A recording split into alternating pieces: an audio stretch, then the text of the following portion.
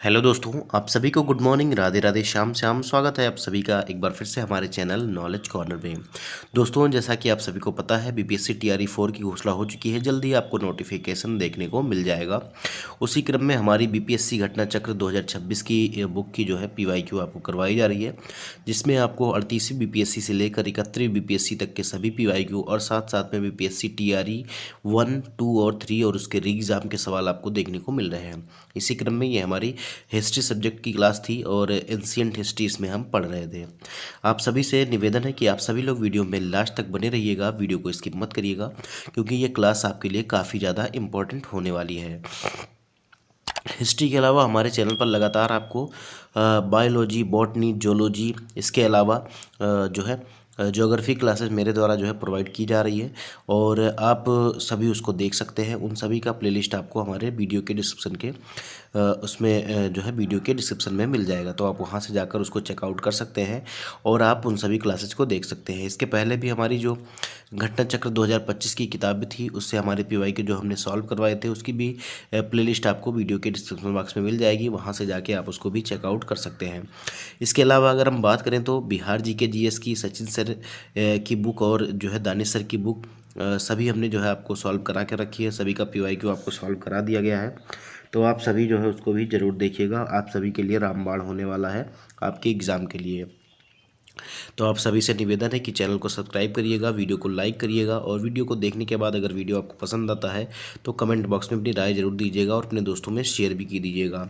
पिछली 3 क्लासेस के माध्यम से हमने बहुत सारे छोटे छोटे टॉपिक कवर किए हैं और आज का जो हमारा टॉपिक रहने वाला है ये हमारा मौर्योत्तर काल होने वाला है और उसके बाद के जो टाइम पीरियड है उनसे संबंधित सवाल आपके होने वाले हैं। कुछ टॉपिक जो है छोटे हैं और कुछ टॉपिक जो है बड़े हैं। जैसे हम मौर्योत्तर काल देखेंगे, गुप्त और उसके बाद के युग से संबंधित जो सवाल आपके बीपीएससी में पूछे गए थे उसको हम देखने वाले हैं। तो चलिए क्लास को स्टार्ट करते हैं और आप सभी जो है वीडियो को लाइक कर दीजिएगा। देखिए, ताम्रपत्र लेख दर्शाते हैं कि प्राचीन काल में बिहार के राजाओं का संपर्क था। ये मैंने आपसे जो है होमवर्क में पूछा था और किसी ने भी जवाब नहीं दिया है। सभी ने वीडियो देख लिया है केवल, और कमेंट बॉक्स में जवाब किसी ने नहीं दिया है। तो इसका जो सही जवाब हो जाएगा, जो ताम्रपत्र लेख है यह दर्शाते हैं कि जो बिहार के राजाओं का जो संपर्क था वो जावा और सुमात्रा से था। कहाँ से? जावा और सुमात्रा से। इसका डी विकल्प जो है सही हो जाएगा। 43rd बीपीएससी प्री 1999 में ये सवाल आपका पूछा गया था। देखिए, पाल वंशी शासक देवपाल जो था ये बौद्ध मतानुयायी था और लेखों में उसे जो है परम सौगत कहा गया है। इन्होंने जावा के शैलेंद्र वंशी शासक बालपुत्र देव के अनुरोध पर उसे नालंदा में एक बौद्ध विहार बनवाने के लिए 5 गांव दान में दिया था। इससे यह भी पता चलता है कि इनका जो संबंध था बिहार के राजाओं का, इनका जो है जावा और सुमात्रा से था। अगला सवाल देखिए, स्वर्ण भूमि का वह राजा जिसने नालंदा में एक बौद्ध विहार की स्थापना की तथा उसके देख रेख या रख रखाव हेतु अपने दूत द्वारा देवपाल से 5 गांव दान देने के लिए प्रार्थना की। तो ये कौन सा इसका सही जवाब हो जाएगा? तो अभी आपने थोड़ी देर पहले ऊपर ही देखा, इसकी एक्सप्लेनेशन से ही इसका सवाल बन रहा है। तो ये जो था वो बालपुत्र देव था। ठीक है, बालपुत्र देव था। ठीक है, ये स्वर्ण भूमि का एक राजा था जो जावा और सुमात्रा का था। और देवपाल जो बौद्ध मतानुयायी शासक थे, इन्हीं ने इनको जो है 5 गांव दान में दिए थे बौद्ध विहार की स्थापना के लिए। तो सी विकल्प इसका सही हो जाएगा। 64वीं बीपीएससी में ये सवाल पूछा गया है प्री 2018 में।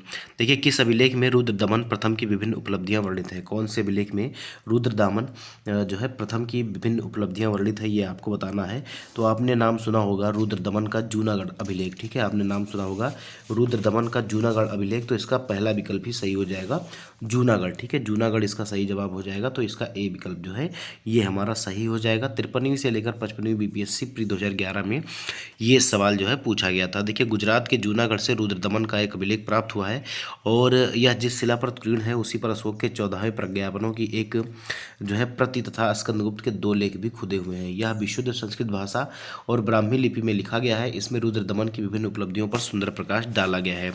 अगला सवाल देखिए, दूसरी शताब्दी के आसपास रचित संस्कृत के शिलालेख के अनुसार सुदर्शन झील एक कृत्रिम जलाशय की मरम्मत जो है ये किसके द्वारा करवाई गई थी, ये आपको बताना है। तो जो सुदर्शन झील थी एक कृत्रिम जलाशय था, इसकी मरम्मत जो है किसके द्वारा करवाई गई थी, ये आपको बताना है। तो इसका सही जवाब क्या हो जाएगा, तो ये रुद्रदमन के द्वारा करवाया गया था। ठीक है, रुद्रदमन का सी विकल्प जो है ये हमारा सही हो जाएगा। 68वीं बीपीएससी प्री 2022 में ये सवाल आपका पूछा गया था।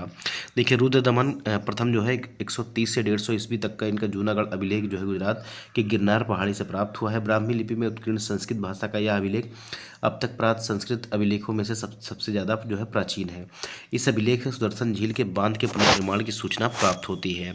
अगला सवाल देखिए, इनमें से किसने सर्वप्रथम व्यापक पैमाने पर जो है स्वर्ण मुद्रा का प्रचलन किया था। इनमें से किसने जो है व्यापक पैमाने पर सबसे पहले जो है स्वर्ण मुद्राओं का प्रचलन किया था। तो इसका सही जवाब हो जाएगा कौन सा, तो इनका सही जवाब हो जाएगा विम कडफिसियस। ठीक है, विम कडफिसियस सी विकल्प जो है इसका ये हमारा सही जवाब हो जाएगा। 64वीं बीपीएससी प्री 2018 में ये सवाल पूछा गया था। देखिए कुषाण शासकों द्वारा व्यापक पैमाने पर स्वर्ण मुद्रा का प्रचलन प्रारंभ करना भारतीय उपमहाद्वीप में उनका सबसे महत्वपूर्ण योगदान था। कुषाण शासक बिम कडफिसियस को स्वर्ण मुद्राओं के प्रचलन का श्रेय प्राप्त है।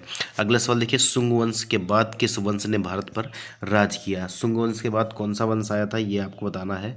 तो देखिए मौर्य वंश के बाद जो है सुंग वंश आया और सुंग वंश के बाद जो है ये कर्ण वंश आया था। ठीक है, कर्ण वंश सी विकल्प जो है ये हमारा सही हो जाएगा। सुंग वंश के बाद जो है ये कर्ण वंश आया था। 44वीं बीपीएससी प्री 2001-2 में ये सवाल पूछा गया था। देखिए सुंग वंश का अंतिम राजा जो था उसका नाम था देवभूति। अपने अमात्य वसुदेव के षड्यंत्रों द्वारा मार डाला गया और वसुदेव ने जिस नवीन राजवंश की नींव डाली वह था कड़वायन वंश। इस नाम से यह वंश जाना गया और सुंग के समान यह भी जो है ब्राह्मण वंश था। अगला सवाल देखिए, गुप्तोत्तर गुप्तोत्तर युग से सवाल है आपका। इसमें आपसे कहा जा रहा है कि जो है किस गुप्त शासक ने अपने बड़े भाई की हत्या कर सत्ता प्राप्त की। कौन से गुप्त शासक ने जो है अपने बड़े भाई की हत्या करके जो है गद्दी को प्राप्त किया था, तो ये चंद्रगुप्त द्वितीय थे। चंद्रगुप्त द्वितीय थे, याद रखिएगा। सी विकल्प इसका जो है ये हमारा सही हो जाएगा। 67वीं बीपीएससी री एग्जाम 2022 में ये सवाल पूछा गया था। देखिए समुद्रगुप्त के पश्चात उसका बेटा रामगुप्त शासक बना, लेकिन शकों के आक्रमण का सक्षम विरोध न करने के कारण उसके भाई चंद्रगुप्त द्वितीय ने रामगुप्त की हत्या कर दी और उसकी पत्नी ध्रुव देवी से विवाह कर लिया और शकों के विरुद्ध जो है विजय प्राप्त की। अगला सवाल देखिए, प्राचीन भारत का नेपोलियन जो है किसे कहा जाता है। तो प्राचीन भारत का जो है नेपोलियन किसे कहते हैं। बहुत ही आसान सा सवाल है, बहुत ही फेवरेट सवाल है, बार बार पूछा जाता है। 56वीं से 59वीं बीपीएससी में प्री 2015 में पूछा गया था। तो प्राचीन भारत का जो नेपोलियन कहते हैं ये समुद्रगुप्त को कहते हैं। देखिए इतिहासकार विंसेंट स्मिथ ने अपनी रचना अर्ली हिस्ट्री ऑफ इंडिया में समुद्रगुप्त की वीरता की एवं विजयों पर मुग्ध होकर उसे जो है भारत की नेपोलियन की संज्ञा दी है और समुद्रगुप्त की विजयों का वर्णन जो है प्रयाग प्रशस्ति में मिलता है। इसके लेखक जो है किसके, प्रयाग प्रशस्ति के हरिसेन हैं। अगला सवाल देखिए, गुप्त साम्राज्य जिसने हूणों को पराजित किया था। गुप्त साम्राज्य जिसने जो है हूणों को पराजित किया था, ये आपका जवाब कौन सा हो जाएगा सही, ये आपको बताना है। तो इसका जो सही जवाब हो जाएगा ये आपका हो जाएगा स्कंदगुप्त। ठीक है, स्कंदगुप्त हो जाएगा। सी विकल्प जो है ये हमारा सही हो जाएगा। 53वीं से 55वीं बीपीएससी प्री 2011 में ये सवाल पूछा गया। देखिए हूणों का पहला भारतीय आक्रमण गुप्त सम्राट स्कंदगुप्त के शासनकाल में हुआ था 455 ईस्वी में और स्कंदगुप्त के हाथों में बुरी तरह परास्त हुए। यूएस राय के अनुसार हूण आक्रमण का नेता खुशनमाज था और यह आक्रमण एक धावा मात्र रहा। देश के ऊपर इसका कोई तत्कालिक प्रभाव नहीं पड़ा, किंतु परोक्ष रूप से इसने गुप्त साम्राज्य के पतन की गति को तेज कर दिया। स्कंदगुप्त की मृत्यु के बाद 5वीं शताब्दी के अंत तथा 6वीं शताब्दी के प्रारंभ में उत्तर पश्चिम के कई क्षेत्रों पर हूणों ने कब्जा कर लिया था। अगला सवाल देखिए, नालंदा विश्वविद्यालय के संस्थापक कौन थे, ये आपको बताना है। नालंदा विश्वविद्यालय का संस्थापक जो है कौन था, ये आपको बताना है। तो इसका जो सही जवाब हो जाएगा आप जानते ही होंगे, बी विकल्प सही हो जाएगा, कुमारगुप्त। 56वीं से 59वीं बीपीएससी में ये सवाल पूछा गया है। ठीक है, तो इसका बी विकल्प जो है ये हमारा सही हो जाएगा। ह्वेनसांग के अनुसार नालंदा विश्वविद्यालय का संस्थापक जो है ये शक्रादित्य था, जिसने बौद्ध धर्म के त्रिरत्नों के प्रति महती श्रद्धा के कारण इसकी स्थापना कराई थी। और शक्रादित्य की पहचान जो है कुमारगुप्त प्रथम से की जाती है। कुमारगुप्त की प्रसिद्ध उपाधि जो है ये महेंद्रादित्य थी। अगला सवाल देखिए, क्वेश्चन नंबर 5 है, नालंदा विश्वविद्यालय की स्थापना का युग है तो कौन सा युग है। तो आप सभी लोग जानते हैं ये जो था गुप्त युग था, याद रखिएगा गुप्त काल था। गुप्त युग था। सी विकल्प जो है ये हमारा सही हो जाएगा। 43वीं बीपीएससी प्री 1999 में ये सवाल पूछा गया था। देखिए, नालंदा एक विख्यात बौद्ध पीठ एवं विश्वविद्यालय था। यह दक्षिणी बिहार में राजगीर के निकट स्थित था। इसके ध्वंसावशेष बड़ा गांव ग्राम में दूर तक आज भी बिखरे पड़े हैं। 5वीं शताब्दी के मध्य गुप्त शासकों के समय में नालंदा विश्वविद्यालय अस्तित्व में आया। सर्वप्रथम कुमारगुप्त प्रथम ने नालंदा बौद्ध विहार को दान दिया और बाद में बुद्धगुप्त और बालादित्य नामक गुप्त शासकों ने भी इस विहार को जो है दान दिए। अगला सवाल देखिए, नालंदा विश्वविद्यालय किसके लिए प्रसिद्ध था, ये आपको बताना है।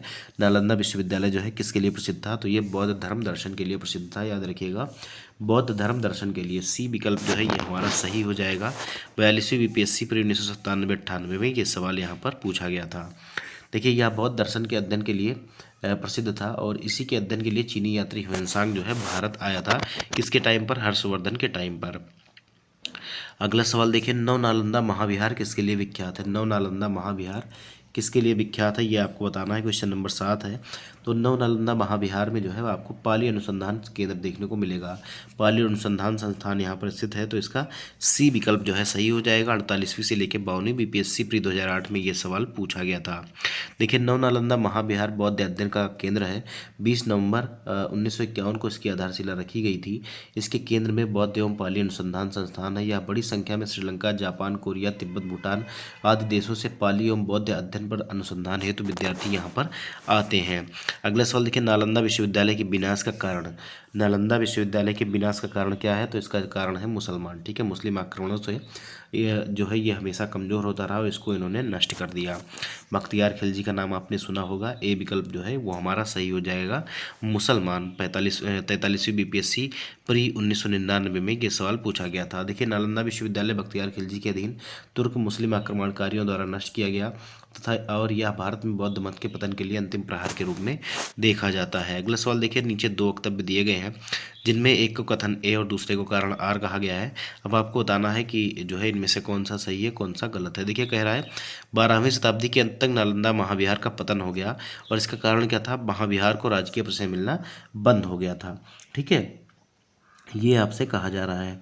अब देखिए जो है 12वीं शताब्दी तक जो है नालंदा महाविहार का पतन बिल्कुल हो गया था, लेकिन इसका कारण ये नहीं था कि राजकीय प्रशय मिलना बंद हो गया था। इसका कारण ये था कि मुस्लिम आक्रमणकारी जो आ रहे थे, बख्तियार खिलजी का नाम आपने सुना होगा, इसने जो है इसको नष्ट कर दिया था। तो इसका कौन सा विकल्प सही हो जाएगा, देखिए ए और आर दोनों सही है, लेकिन कारण जो है इसका सही नहीं है। देखिए, राजकीय प्रशय मिलना बंद हो गया, लेकिन इसके कारण जो है ये बंद नहीं हुआ था। ये इसका पतन राजकीय प्रशय मिलने से बंद नहीं हुआ था। इसका पतन जब हुआ जब जो है बख्तियार खिलजी काकी ने इसको नष्ट कर दिया या मुगल आक्रमणकारियों ने इसको नष्ट कर दिया, तभी इसका पतन हुआ था। बाकी राजकीय प्रशय मिलने जो बंद हो गए थे और इसके वजह से जो है इसका पतन नहीं हुआ था। तो इसका बी विकल्प जो है ये हमारा सही हो जाएगा। देखिए, नालंदा में एक विख्यात बौद्ध पीठ एवं विश्वविद्यालय था। ये 41वीं बीपीएससी का सवाल है। यह दक्षिणी बिहार में राजगीर, वर्तमान में राजगीर के निकट स्थित था। 5वीं सदी के मध्य गुप्तों के समय में नालंदा स्थित विश्वविद्यालय अस्तित्व में आया। 12वीं सदी के अंत तक मुस्लिम आक्रमण के फलस्वरूप इस महाविहार का पतन हो गया। बंगाल के पाल शासकों द्वारा विक्रमशिला विश्वविद्यालय को संरक्षण देने के फलस्वरूप नालंदा का महत्व घटने लगा। अगला सवाल देखिए, निम्नलिखित कथनों पर विचार कीजिए। देखिए, यहाँ पर कहा जा रहा है फाहियान एक चीनी यात्री था जो हर्ष के टाइम पर भारत आया था, तो ये गलत हो जाएगा। देखिए, और ह्वेनसांग जो है एक चीनी बौद्ध भिक्षु था जिन्होंने चंद्रगुप्त द्वितीय के शासनकाल के दौरान भारत का दौरा किया, तो ये उल्टा लिखा हुआ है। देखिए, ह्वेनसांग जो आया था ये हर्ष के टाइम पर आया था और जो फाहियान आया था ये चंद्रगुप्त द्वितीय के टाइम पीरियड पर आया था। तो इनमें से ना तो एक सही है और ना तो 2 ही सही है। देखिए, 68वीं बीपीएससी में 2023 में पूछा गया था, तो मैं आपको फिर से बता दूं, फाहियान जो है ये चंद्रगुप्त द्वितीय के टाइम पर आया था और जो ह्वेनसांग है ये हर्ष के टाइम पर आया था, याद रखिएगा। तो यहाँ पर ना तो एक सही है और ना ही 2 सही है। 70वीं बीपीएससी 2023 में ये सवाल आपका पूछा गया था। देखिए, फाहियान एक चीनी यात्री था और उसने चंद्रगुप्त द्वितीय के शासनकाल के दौरान जो है भारत का दौरा किया था। वहाँ के लोगों का जीवन विस्तृत विवरण लिखा। उसने अपने विवरण में राजा के नाम का उल्लेख नहीं किया। चीनी यात्री ह्वेनसांग ने सम्राट हर्ष के शासनकाल के दौरान भारत का दौरा किया। उसने हर्ष द्वारा नालंदा में निर्मित कई मंजिले वाले मठों की महिमा का वर्णन किया। उन्होंने अपने विवरण में लिखा कि हर्ष के काल में शूद्र कृषि करते थे। उन्होंने अपने वृत्तांत में प्रयाग में आयोजित सम्मेलन का भी उल्लेख किया है। इत सिंह 7वीं शताब्दी के चीनी बौद्ध तीर्थयात्री और अनुवादक था और उन्होंने 7वीं शताब्दी के दौरान भारत आए 8 भारत आए 60 चीनी यात्रियों या तीर्थ यात्रियों के जीवन को लिखा था। अगला सवाल देखिए, प्रसिद्ध चीनी यात्री फाहियान किसके टाइम पर भारत आया था? अभी आपने देखा ये जो आया था चंद्रगुप्त द्वितीय के टाइम पर आया था, ठीक है, तो चंद्रगुप्त द्वितीय के टाइम पर आया था। इसका बी विकल्प जो है ये हमारा सही हो जाएगा। 63वीं बीपीएससी प्री 2017 में ये सवाल पूछा गया था। अगला सवाल देखिए, कह रहा है चीनी यात्री सुंगयुंग ने भारत की यात्रा की थी। चीनी यात्री जो सुंगयुंग था इसने जो है भारत की यात्रा कब की थी ये आपको बताना है। तो इसका सही जवाब कौन सा हो जाएगा दोस्तों? तो इसका सही जवाब जो हो जाएगा, इसका सही जवाब जो हो जाएगा वो हो जाएगा उपयुक्त में से कोई नहीं। उपयुक्त में से कोई नहीं, क्योंकि इनके जो है भारत की यात्रा करने का जो विवरण प्राप्त होता है उससे इनका टाइम पीरियड जो है ये 518 से 521 मिलता है। 518 से 521 ईस्वी मिलता है। तो ये आपका जो है गलत हो जाएगा। यहाँ पर कोई भी ऑप्शन जो है इससे मिलता जुलता नहीं है। और क्योंकि ऑप्शन में आपको उपयुक्त में से कोई नहीं दिया गया था, इसीलिए सबसे सटीक जो जवाब हो जाएगा ये आपका उपयुक्त में से कोई नहीं हो जाएगा। 60 से लेकर 62 बीपीएससी जो है प्री 2016 में ये सवाल पूछा गया था। देखिए, चीनी यात्री सुंगयुंग ने 518 से 521 तक भारत की यात्रा की और इसने अपने 3 वर्षों की यात्रा में बौद्ध धर्म की प्रतियां जो है एकत्रित की थी। अगला सवाल देखिए, चीनी यात्री सिंह ने बिहार का भ्रमण कब किया? सिंह ने जो है ये बिहार का भ्रमण कब किया था? तो इत सिंह ने जो बिहार का भ्रमण किया था ऐसा माना जाता है कि 671 से 695 के बीच में, 671 से 695 के बीच में ये जो है इसने बिहार की यात्रा की थी। और यहाँ पर देखिए कोई भी ऑप्शन जो है 671 के बाद नहीं है, ठीक है। तो ये सारे ऑप्शन आपके गलत हो जाएंगे। उपयुक्त में से कोई नहीं इसका सही जवाब हो जाएगा। 40वीं बीपीएससी पर 1995 में ये सवाल जो है पूछा गया था। देखिए, चीनी यात्री सिंह 671 से 695 जब वह युवक था उसने जो है 37 बौद्ध सहयोगियों के साथ बौद्ध धर्म के अवशेषों को देखने की इच्छा से पाश्चात्य विश्व का भ्रमण करने का निश्चय किया। बाद में उसके साथियों ने उसका साथ छोड़ दिया और वह अकेले कैंटन नगर से जहाज में बैठकर भारत की यात्रा पर चल पड़ा। वह दक्षिण के समुद्री मार्ग से होकर भारत आया और सुमात्रा होते हुए चीन वापस लौट गया। अगला सवाल देखिए, नगरों का क्रमिक पतन किस काल की एक महत्वपूर्ण विशेषता है? नगरों का जो क्रमिक पतन है, धीरे धीरे जो है नगर जो है नष्ट होते चले गए, यह जो है कौन से काल की एक महत्वपूर्ण विशेषता है? तो ये गुप्त काल की महत्वपूर्ण विशेषता है। ए विकल्प जो हो जाएगा ये हमारा सही हो जाएगा। देखिए, गुप्त काल में नगर जो है क्रमिक पतन की ओर अग्रसर हुए। संपूर्ण गंगा घाटी में जो शहर पहले अत्यंत समृद्ध अवस्था में थे, धीरे धीरे उनमें से अधिकांश को गुप्त युग में या तो त्याग दिया गया या वहाँ के आवासन में जो है पर्याप्त विघटन हुआ। पाटलिपुत्र जैसा महत्वपूर्ण नगर ह्वेनसांग के आगमन तक गांव बन गया और मथुरा जैसा महत्वपूर्ण नगर एवं कुम्हरार सोनपुर सोगरा और उत्तर प्रदेश में गंगा घाटी के अनेक महत्वपूर्ण केंद्र जो है हास के ही प्रमाण प्रस्तुत करते हैं। अगला सवाल देखिए, निम्नलिखित में से कौन सा बंदरगाह गुप्त काल में उत्तर भारतीय व्यापार के लिए उपयोग किया जाता था? तो ये कौन सा बंदरगाह था ये आपको बताना है। तो इसका जो सही जवाब हो जाएगा ये कौन सा हो जाएगा? तो यहाँ पर अगर हम देखें तो ताम्रलिपि भी हो जाएगा, इसके अलावा भड़ोच भी हो जाएगा और यहाँ पर देखिए कई सारे जो है कैम्बे भी आपका हो जाएगा। तो यहाँ पर आपका कई सारे ऑप्शन सही हो रहे हैं, इसीलिए जो है उपयुक्त में से एक से अधिक इसका सही जवाब हो जाएगा। 65वीं बीपीएससी में 2019 में सवाल पूछा गया था। देखिए, गुप्त काल में बंगाल में ताम्रलिपि एक प्रमुख बंदरगाह था जहाँ से उत्तर भारतीय के साथ साथ दक्षिण पूर्व एशिया, चीन, लंका, जावा, सुमात्रा आदि देशों के साथ व्यापार होता था। पश्चिमी भारत का प्रमुख बंदरगाह जो है भृगुकक्ष भड़ोच था, जहाँ से पश्चिमी देशों के साथ समुद्री व्यापार होता था। इसके अलावा कल्याण और कैम्बे से भी उत्तर भारतीय व्यापार होता था। तो यहाँ पर एक ये सही हो गया और एक आपका जो है ताम्रलिपि सही हो गया। तो दो विकल्प सही हो गया, इसीलिए आपका उपयुक्त में से एक से अधिक जवाब आपका सही हो जाएगा। अगला सवाल देखिए, किस शासक वंश ने मंदिरों एवं ब्राह्मणों को सबसे अधिक ग्राम अनुदान में दिया? किस शासक वंश ने मंदिरों एवं ब्राह्मणों को सबसे अधिक ग्राम अनुदान में दिया था? तो इसका सही जवाब जो हो जाएगा ये आपका कौन सा जवाब सही हो जाएगा? इसका सही जवाब हो जाएगा गुप्त वंश, ठीक है, गुप्त वंश हो जाएगा। ए विकल्प जो है ये हमारा सही हो जाएगा। 39वीं बीपीएससी प्री 1994 में ये सवाल पूछा गया था। देखिए, गुप्त वंश के शासकों ने मंदिरों एवं ब्राह्मणों को सबसे अधिक ग्राम अनुदान में दिए थे। गुप्त लेखों में जिन भूमिदानों का उल्लेख किया गया था उससे स्पष्ट होता है कि भूमिदान के साथ साथ गाँव की भूमि से उत्पन्न होने वाली आय भी ग्रहीता को सौंप दी जाती थी। अगला सवाल देखिए, गुप्त युग में भूमि राजस्व की दर कितनी थी ये आपको बताना है।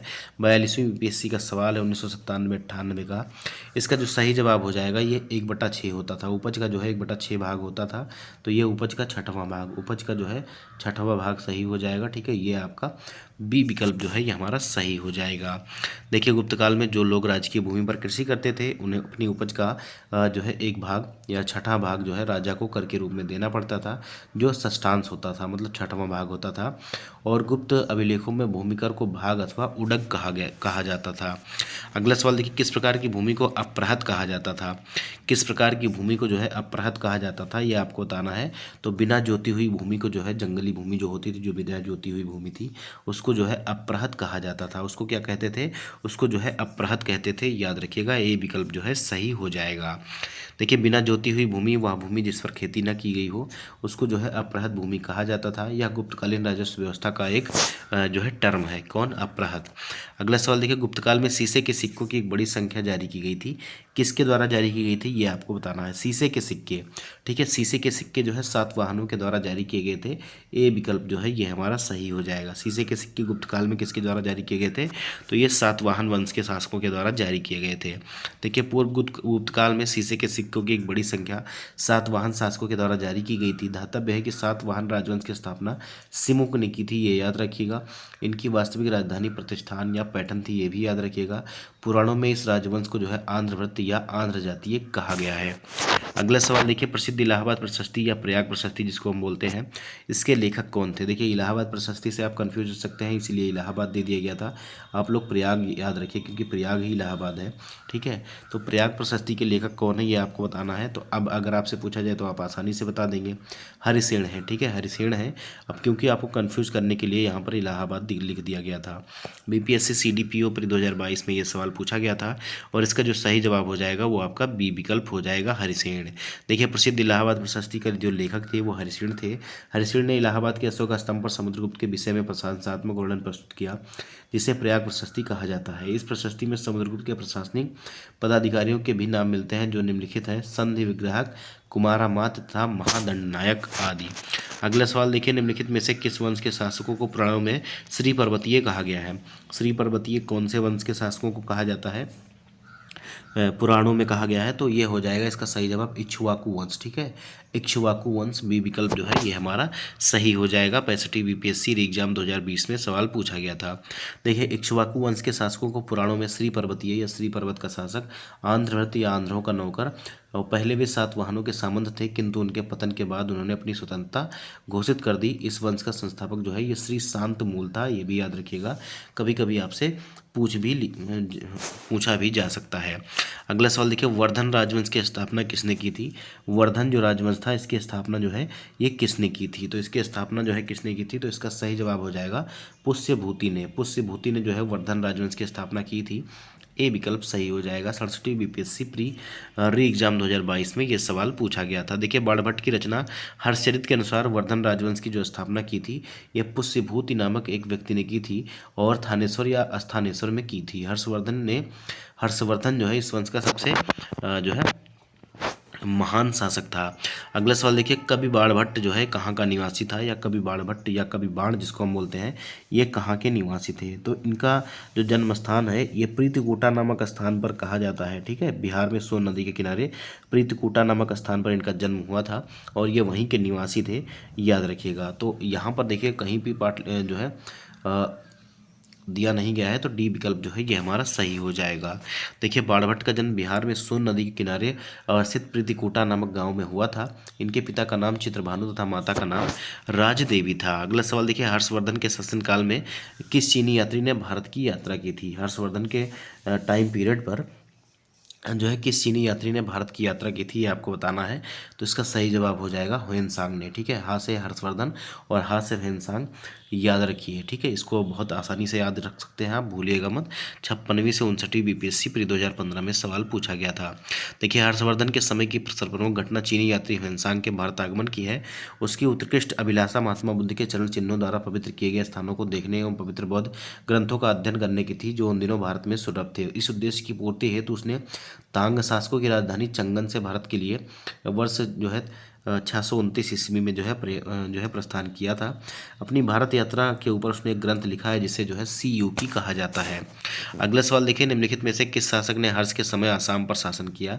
निम्नलिखित में से किस शासक ने जो है हर्ष के टाइम पर जो है आसाम में जो है शासन किया था? इसका सही जवाब कौन सा हो जाएगा? तो इसका सही जवाब आपका हो जाएगा कौन सा, भास्कर वर्मन। ठीक है, भास्कर वर्मन हो जाएगा। बी विकल्प जो है ये हमारा सही हो जाएगा। 17वीं बीपीएससी में ये सवाल आपका पूछा गया था 2024 में। देखिए, प्रश्नगत विकल्पों में से हर्ष के समय भास्कर वर्मन ने असम पर शासन किया था। भास्कर वर्मन जो है पहले असम को जो है क्या कहते थे, कामरूप कहते थे, याद रखिएगा। तो कामरूप का जो है अंतिम शासक था। अगला सवाल देखिए, ह्वेनसांग की भारत यात्रा के समय सूती कपड़ों के उत्पादन के लिए प्रसिद्ध नगर कौन था। ह्वेनसांग जब भारत की यात्रा पर आया था उस टाइम पर जो है सूती कपड़ों के उत्पादन के लिए सबसे प्रसिद्ध नगर कौन था, ये आपको बताना है। तो इसका सही जवाब हो जाएगा मथुरा। मथुरा जो है सबसे प्रसिद्ध था सूती कपड़ों के लिए उस टाइम पर। बी विकल्प जो है ये हमारा सही हो जाएगा। देखिए, चीनी यात्री ह्वेनसांग हर्षवर्धन 606 से 647 ईस्वी के समय जो है भारत आया था। उसके अनुसार मथुरा उस समय सूती वस्त्रों के लिए प्रसिद्ध था, जबकि वाराणसी रेशमी वस्त्रों के लिए प्रसिद्ध था। ह्वेनसांग बताता है कि थानेश्वर की समृद्धि का प्रधान कारण वहाँ का व्यापार ही था। बाण ने थानेश्वर नगरी को अतिथियों के लिए चितामणि भूमि या व्यापारियों के लिए लाल भूमि बताया। यहाँ के निवासी अधिकांशतः जो है व्यापारी थे जो विभिन्न वस्तुओं का व्यापार करते थे। उज्जैनी तथा कन्नौज भी इस काल के लिए आर्थिक दृष्टि से अत्यंत समृद्ध थे। अगला सवाल देखिए, 7वीं शताब्दी ईसा पूर्व के दौरान भारत का कौन सा शासक था जो बौद्ध धर्म संरक्षण के और सांस्कृतिक गतिविधियों के समर्थन के लिए जाना जाता था। 7वीं शताब्दी ईसा पूर्व के दौरान भारत का कौन सा शासक था जो बौद्ध धर्म के संरक्षण और सांस्कृतिक गतिविधियों के समर्थन के लिए जाना जाता था। तो इसका सही जवाब कौन सा हो जाएगा 27वें नंबर का, तो ये हो जाएगा हर्ष। ठीक है, हर्ष हो जाएगा। बी विकल्प जो है ये हमारा सही हो जाएगा। देखिए, बीपीएससी टीआरई 3 जुलाई 2024 में ये सवाल पूछा गया था और यहाँ पर लिखा भी हुआ है कि 7वीं शताब्दी ईसा पूर्व के दौरान भारत का पुष्यभूति वंश का शासक जो है हर्षवर्धन जो है बौद्ध धर्म के संरक्षण और सांस्कृतिक गतिविधियों के समर्थन के लिए जाना जाता है। हर्षवर्धन ने लगभग 606 से लेकर जो है 647 ईस्वी तक शासन किया था। अगला सवाल देखिए, चीनी यात्री ह्वेनसांग ने किस विश्वविद्यालय में अध्ययन किया था, यह आपको बताना है। चीनी यात्री ह्वेनसांग ने किस विश्वविद्यालय में अपना अध्ययन किया था। तो इसका जो सही जवाब हो जाएगा ये कौन सा हो जाएगा, 28वें नंबर का सवाल है। तो इन्होंने नालंदा विश्वविद्यालय में अध्ययन का कार्य किया था। डी विकल्प जो होगा वो हमारा सही हो जाएगा। देखिए, 46वीं बीपीएससी प्री 2003 में सवाल पूछा गया था। देखिए, 637 ईस्वी में ह्वेनसांग नालंदा विश्वविद्यालय गया और इस समय यहाँ के कुलपति आचार्य शीलभद्र थे। लगभग 1.5 वर्ष तक नालंदा में निवास कर उसने योग शास्त्र का अध्ययन किया। इसके बाद वह बंगाल, उड़ीसा, धान्य कटक होता हुआ कांची पहुंचा। अपनी यात्रा के दूसरे दौर में ह्वेनसांग पुनः नालंदा आया और वहाँ उसने व्याख्यान दिए। अगला सवाल देखिए, और ये जो है हमारे सेशन का आखिरी सवाल होने वाला है। देखिए, गुप्त वाकाटक युग में तार्किक और बहस पर ध्यान केंद्रित करते हुए भारतीय दर्शन के किस महत्वपूर्ण स्कूल का विकास हुआ था, ये आपको बताना है। ये भी सवाल आपके बीपीएससी टीआरई 3 में पूछा गया था जुलाई 2024 में। तो इसका सही जवाब कौन सा हो जाएगा, तो ये था जो है वैशेषिक दर्शन। ठीक है, वैशेषिक दर्शन ऐसा माना जाता है। ए विकल्प इसका जो है ये हमारा सही हो जाएगा। देखिए, बीपीएससी टीआरई 3 में जुलाई 2024 में ये सवाल पूछा गया था और यहाँ पर कहा भी जा रहा है एक्सप्लेनेशन के माध्यम से कि गुप्त वाकाटक युग में तार्किक तर्क और बहस पर ध्यान केंद्रित करते हुए भारतीय दर्शन स्कूल का विकास हुआ और न्याय दर्शन के संस्थापक गौतम है। न्याय दर्शन के अनुसार ज्ञान वैध या अवैध हो सकता है। वैध ज्ञान को जो है प्रभा और अवैध ज्ञान को अप्रभा कहा जाता है। तो वैसे मुझे लगता है गलत ऊपर टिक कर दिया गया है। यहाँ पर देखिए लिखा हुआ है कि जो है भारतीय दर्शन स्कूल का विकास हुआ और यहाँ पर न्याय दर्शन कहा जा रहा है। ठीक है, न्याय दर्शन। तो इसका जो सही जवाब हो जाएगा मैं आपको एक बार फिर से कंफर्म करके कमेंट बॉक्स में बता दूंगा। वैसे तो वैशेषिक होना चाहिए, तो मैं एक और बुक से जो है रेफरेंस ले लूँगा, 1-2 बुक से और इंटरनेट से भी रेफरेंस ले लूँगा और आपको एक बार कंफर्म कर दूंगा। तो आज के सेशन में दोस्तों इतना ही। उम्मीद करता हूँ कि आपको वीडियो पसंद आई होगी। पिछली हमारी वीडियो जो है उसको ज़रूर देखिएगा, प्लेलिस्ट आपके लिए बना दी गई है। प्लेलिस्ट का लिंक आपको वीडियो के डिस्क्रिप्शन बॉक्स में मिल जाएगा। तो आप सभी से निवेदन है कि ज़्यादा से ज़्यादा वीडियो को शेयर करिएगा अपने दोस्तों में और अपने संबंधियों में जो भी शिक्षक भर्ती की तैयारी कर रहे हैं। तो मिलते हैं अगले वीडियो में, तब तक के लिए जय हिंद, जय भारत, नमस्कार।